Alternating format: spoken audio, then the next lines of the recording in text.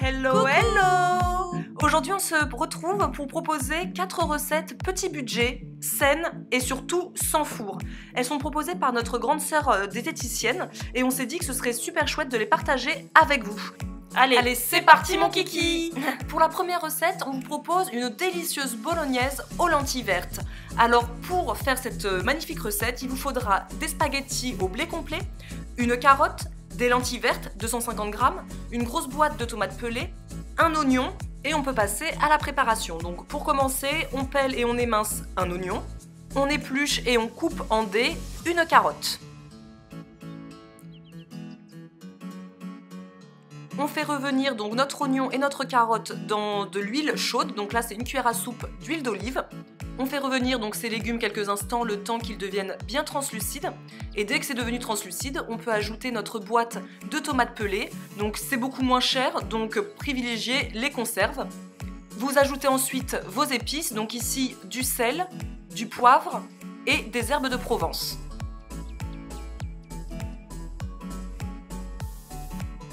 Je coupe comme ça, voilà, grossièrement mes tomates directement dans la poêle pour que ça fasse une sauce et que les morceaux ne restent plus.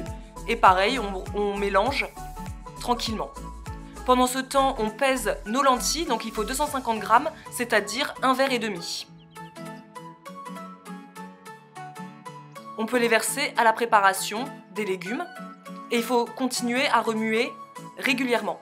Et les lentilles vertes n'ont pas besoin de période de trempage, donc n'hésitez pas à les prendre plutôt crues comme ça que déjà cuisinées en conserve. Il n'y a pas besoin de les laisser 24 heures. Et ensuite, il vous suffit de rajouter un volume d'eau à hauteur de la préparation. On laisse cuire la préparation 45 minutes en remuant de temps en temps et surtout en vérifiant le volume d'eau. Vous pouvez rajouter de l'eau si la préparation accroche à la poêle. Et vous pouvez servir donc cette délicieuse sauce avec des spaghettis. Donc là, c'est des spaghettis de blé complet, comme on a dit tout à l'heure, avec un petit peu, si vous voulez, de fromage râpé. Évidemment, team fromage, always. Et donc, c'est un vrai repas équilibré, sans viande, bourré de protéines et pas cher. Très bon, non? T'aimes, maman? Très bon. Mathieu, t'as aimé? Oui. Ah, les recettes chips, c'est les meilleures.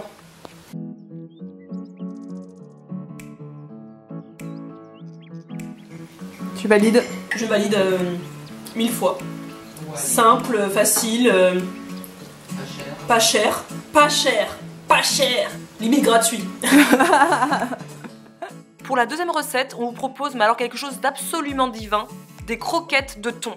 Pour réaliser cette recette, il vous faut une boîte de thon au naturel, 2 gousses d'ail, 35 g de chapelure, une cuillère à café de muscade en poudre, un œuf et du poivre. On commence par verser 35 g de chapelure dans une assiette, ensuite on égoutte bien le thon et on l'émiette dans un saladier ou dans un petit bol. On ajoute les 2 gousses d'ail que l'on presse, tout simplement avec un presse-ail. Vous pouvez le hacher aussi. Ensuite, vous pouvez ajouter la muscade, le poivre et l'œuf et vous mélangez bien le tout.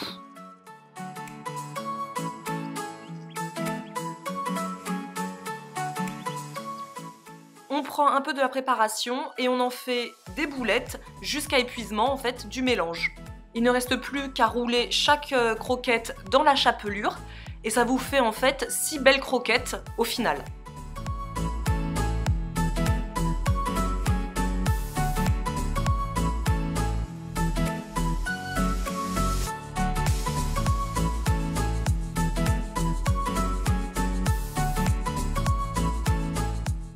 On passe ensuite à la cuisson, donc on met une belle cuillère à soupe d'huile d'olive dans une poêle, on fait chauffer l'huile, on peut donc plonger nos croquettes dans la poêle et les faire cuire jusqu'à ce qu'elles soient bien dorées. C'est assez rapide, donc veillez à bien surveiller justement, pour pas que ça crame. C'est vite arrivé. Pour éviter les catastrophes, évitez juste de mettre le feu trop fort pour ne pas que les croquettes brûlent. Et n'hésitez pas à reproduire cette recette avec d'autres types de poissons comme le cabillaud, le colin ou avec aussi des restes de poissons qui traînent dans votre frigo. Nous, on a accompagné ces petites croquettes de riz avec des brocolis. Donc la petite astuce, c'est de mettre les brocolis dans l'eau de cuisson du riz pour éviter d'utiliser en fait trop de casseroles ou trop de matériel. Il faut l'ajouter en fin de cuisson.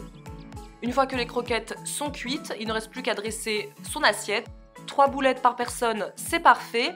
Et nous, toujours sur le riz, pour ne pas manger que du riz blanc, on ajoute de la sauce sriracha parce que vraiment, on adore ça. C'est la base. Et voilà, c'est le moment de déguster. Alors, Isadora va goûter. On n'a jamais fait cette recette, hein, c'est pour ça. Nous, on goûte, enfin, à part le riz qu'on connaît, mais les boulettes, on connaît pas. Le riz blanc avec la sauce sriracha, c'est toute la différence. C'est bon? Une tuerie. Hyper original. C'est super bon. Et ça a un goût de poisson pané. Ça, pour les enfants, c'est le top, je pense.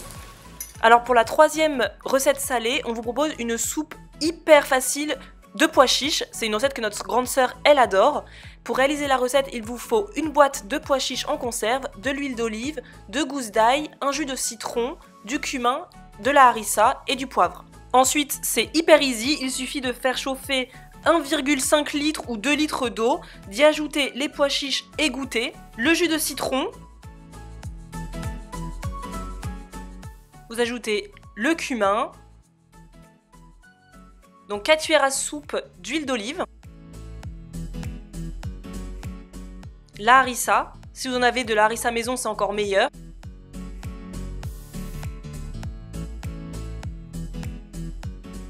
vous ajoutez du poivre ou du sel, les gousses d'ail,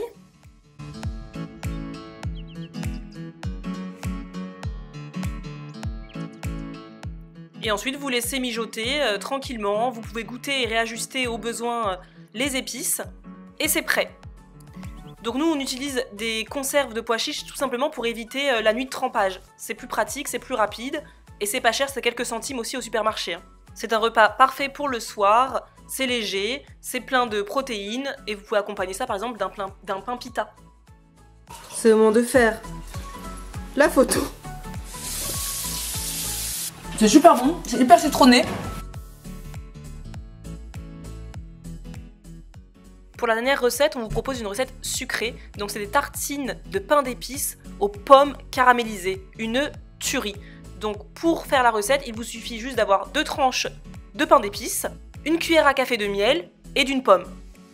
Donc on commence par éplucher et couper la pomme en quartiers. On met ça dans une poêle ou dans une casserole. Et on fait revenir avec un peu de miel. Donc nous on n'a ajouté ni beurre ni eau, juste les pommes et le miel. On fait revenir ça tout doucement. Tout doucement. Pendant ce temps-là, on fait griller son pain donc au grille-pain, au four ou à la poêle, selon ce que l'on a à la maison. Donc nous on s'est pas amusé à faire du pain d'épices à la maison parce que c'est long, mais il y a de très bonnes marques et de très bonnes compositions au supermarché, il suffit juste de faire attention à la composition. Il suffit juste d'éviter les œufs et autres matières grasses dégueulasses et puis c'est bon. Et ensuite bah, vous dressez vos pommes sur vos tranches de pain d'épices et puis je crois que c'est tout. Hein. Facile, on vous l'avait dit, non? Tada! On voit celles qui sont faites pour YouTube et Instagram et celles qui faites pour notre mère. Travail bâclé, ni fait ni à faire. Mais non. Donc nous, évidemment, comme on n'est pas du tout des healthy girls, on a rajouté du caramel au beurre salé, du tout droit de Bretagne. Vous pouvez faire vous-même votre caramel avec des dattes. Hein. Mais là, non. On reste plus dans le cheap là. Non, c'est vrai. Dattes mais Joule. Merci. On valide. Petit pouce. I want you to know that it's our time. You and me bleed the same light. I want you to know